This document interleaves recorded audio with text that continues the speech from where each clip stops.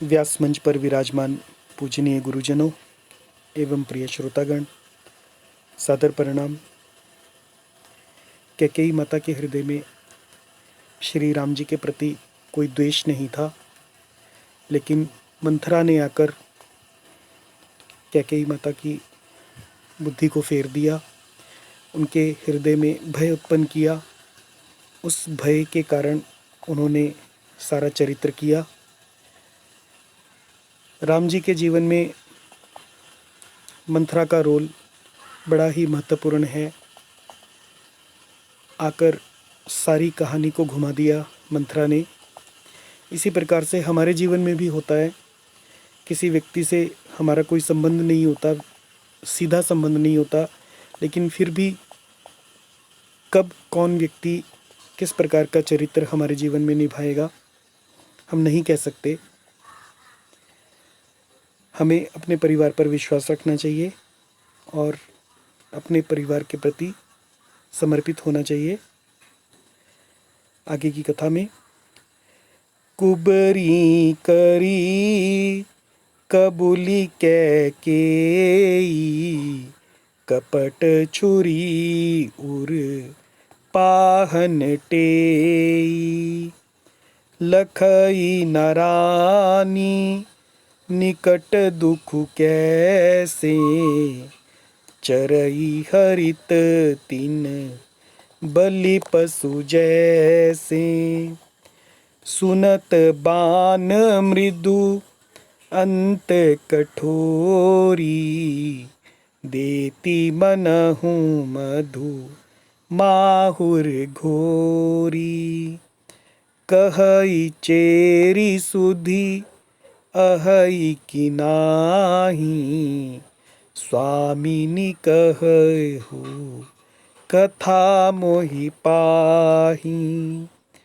दुई बरदान भूप सन थाती, मागहु आजू जुड़ावहु छाती, सुतहि राजू राम ही बनबासु, देहु लेहु सब सवती हुलासु, भूपति राम शपथ जब करई, तब मागे हूँ जेहि बचनु न टरई, होई अकाजू आजु निसि बीते, बचनु मोर प्रिय माने हूँ जीते। अब इसका अर्थ सुनिए।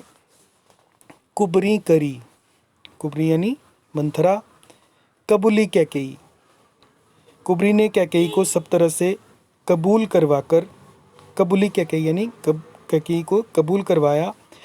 कपट छुरी, और कपट रूपी छुरी को उर पाहन टेई, उर अपने सखत हृदय रूपी पत्थर पर टेई, तेज करके धार को तेज किया। लखई ना रानी निकट दुख कैसे, और रानी कैकेयी लखई यानी देखना नहीं देख पा रही हैं, निकट दुख कैसे, अपने निकट आने वाले दुख को देख नहीं पा रही हैं।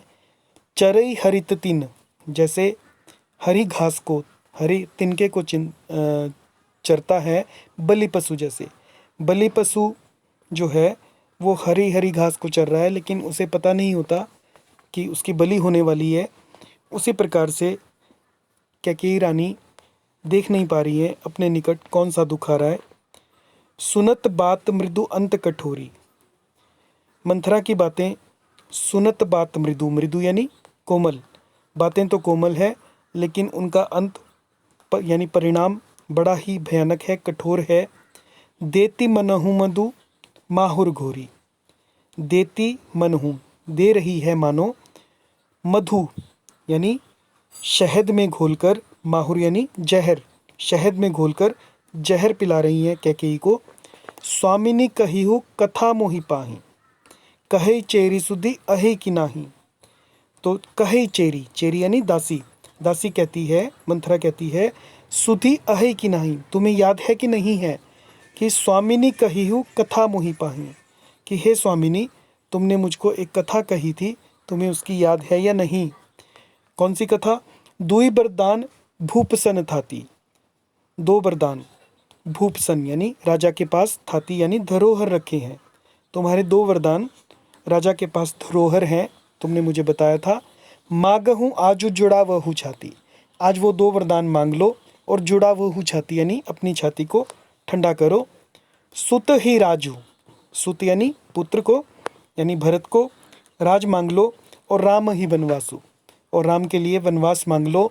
देहु लेहु सब सवती हुलासु, सवती यानी सौत, हुलासु यानी आनंद, और अपनी सौत यानी कौशल्या का सारा आनंद तुम ले लो। भूपति राम शपथ जब करई, भूपति यानी राजा, राम शपथ जब करई, जब राम की सौगंध खा लेंगे, तब मांगे हूँ जहीं बचनु न टरई, तब अपने दोनों वरदान मांगना, जहीं वचनु न टरई, जिससे वो अपने वचन से टर न सकें, फिर न सकें। होई ये काजू आजू निसी बीतें, आजू निसी बीतें यानी निशा यानी रात्रि, आज की रात्रि यदि बीत गई तो होई ये काजू, तो सारा काम बिगड़ जाएगा। बचनु मोर प्रिय माने हूँ जीते, मेरे वचनों को प्रिय मानना, प्राणों से भी प्यारा यानी माने हूँ जीते, जी से भी अधिक समझना। आज हम श्री राम कथा में अगले प्रसंग में प्रवेश कर रहे हैं, जिसका नाम है कैकेयी का कोप भवन में जाना। बड़कु घातु करि पात किनी, कहे सि कोप गृह जाहूँ, काजु सवारे हूँ सजग सबु, सहसा जानि पतियाहूँ। बड़कु घातु करि पातकिनी, पातकिनी यानी पापिनी, मंथरा ने बड़ा कुघात किया, बड़ी बुरी घात लगाकर कहा। कहे सी कोप गृहन जाऊं, और कहती है कोप भवन में जाओ। काजू सवारे हूँ सजग सबू, सब काम बड़ी सावधानी से करना, सजग होकर करना। सहसा जनिपतियाहु, राजा पर सहज रूप से विश्वास ना कर लेना, यानी उनकी बातों में ना आ जाना। जय सिया राम।